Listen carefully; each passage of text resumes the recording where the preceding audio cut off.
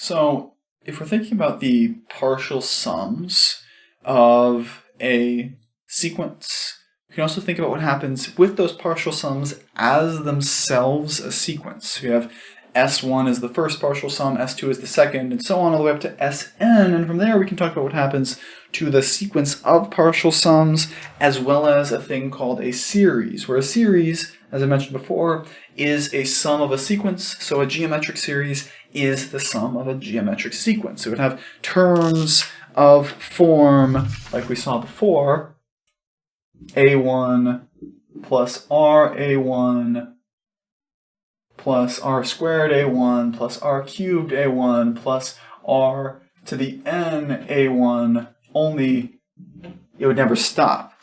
It would just keep going and going on forever and ever. Where if we want to describe our nth partial sum, we would have that Sn is equal to a1 times 1 minus r raised to the power n all over 1 minus r. And if we want to think about what happens is we let n just keep growing and growing. Let n go on and on forever. As n grows, if we have that the absolute value of r is less than 1, that is, r is between -1 and 1, r is a decimal or a fraction.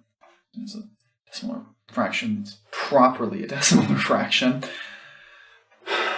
What's going to happen is, as we get that value n very large, we're going to be taking that decimal value, something like 1/2, and making it smaller and smaller and smaller and smaller. But we say as that happens, if we have that r is less than 1, well, r raised to the power n, I'll just say,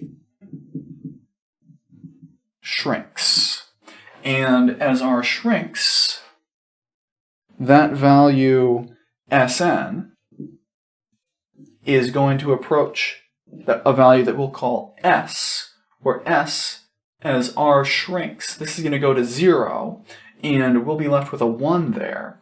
So we'll just get S is equal to a1 over 1 minus r. That is, for appropriately defined r, our geometric series is going to approach a value S equals a1 over 1 minus r. It's going to approach this value. Technically speaking, we say it converges to that value because it's not really equal to it.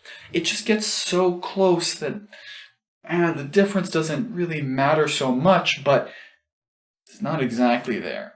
Anyway, we're going to see one example for how this type of thing looks, and then I'll talk a little bit more about what these ideas of convergence and approaching as n gets larger mean a little bit more technically, although that's kind of a preview for things that aren't covered in this class, but hey, it's still important to know, and you're probably a little bit curious about it anyway. So for this example, we want to find the sum of the infinite geometric series given by 3 over 8 minus 3 over 16 plus 3 over 32 minus 3 over 64 and on forever. So what we want to do with this is recognize how this formula works. That is, we want to recognize that in this case r is going to be equal to -1/2, while our value a1 here is going to be 3/8. So because we have that r is in absolute value less than 1, that is, -1/2 is between -1 and 1, we get that the series converges to the value where CGS is an abbreviation I use for converges. S equals a1 over 1 minus r, where here that's going to be 3/8 over 1 minus a -1/2, where 1 minus a -1/2 is going to be 3/2. 3/8 over 3/2 is going to end up leaving us with 1 over 4.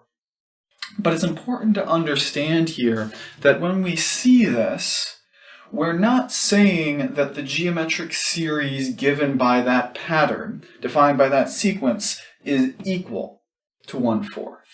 We're saying that if we take all of the terms in that pattern, we take all of those terms and add them up based on how they behave, the numbers are going to get so small that that growth is really going to shrink down to nothing. It's going to be more like seeing a asymptote, although it's not going to work that way because this is alternating with that -1/2 value, but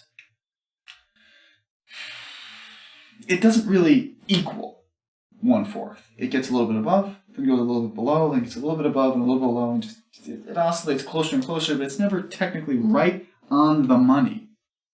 So we say it converges to it, where that convergence is kind of a careful wording to encode the idea that we're just getting really, really close, but we're not really getting there. And that brings to mind another really important idea called a limit, where to understand what a limit is, let's change gears here and look at a slightly different example. So the example that we have here is, instead of that one we were looking at before, we're going to look at the harmonic sequence. That sequence 1/n, which has terms that follow the pattern well. 1, 1/2, 1/3, 1/4, and so on down the line. So it seems like as we take these values, as n grows, an shrinks. And we can say that an shrinks, and I'll even put it in quotes now to be extra careful, towards 0. And if we want to notate the idea of something shrinking towards a value, we have a special notation for this, where we would say that the limit as n approaches infinity, that is, we say we take what behavior occurs as n is just let to grow,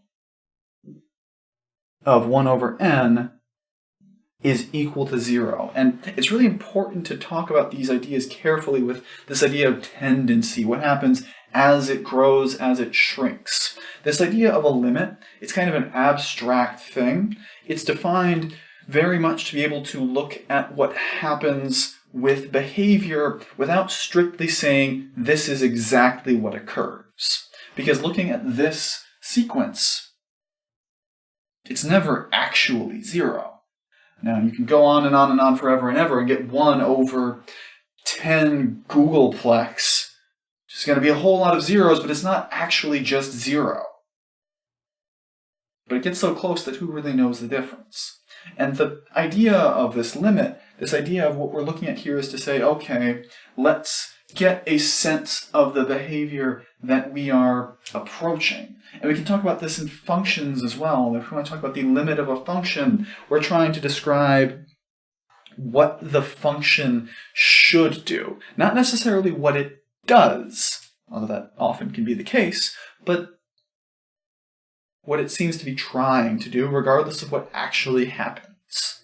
And that's a really important thing that you're going to see, one of the first things you're going to see actually in calculus, so I want to give you a little bit of a preview here. But there's one other thing we should think about, which is if we have this 1/n, what if we think about taking that same sort of limit, but instead applying it to Sn? Because we are looking at shrinking things. Much like when we had that geometric series that we talked about in the example, those things shrunk. And they shrunk enough that it got closer and closer to a value 1/4 that we could say, it's close enough to 1/4. Does that happen here? And the answer, for reasons that I can't get into at this point, is no. That this doesn't actually go anywhere. This limits, we say it diverges towards infinity in particular, but it doesn't actually equal anything specific, because even though these values are shrinking, their sum, it actually just keeps growing. Very slowly, but it never stops. For reasons that you'll see later, but it's important to see this stuff. And I'll say, just to be clear, these last things from after that cut that I made, they're not going to be on the exams for this chapter. They shouldn't be on any of the quizzes, and I'm pretty sure they're not on any of the homeworks. This is technically more calculus stuff, but, well, it's very important calculus stuff to get to see the idea of what a limit means, what it represents. And this is what you'd see if you choose to do this stuff in Chapter 11, which is why I recommend that you do it.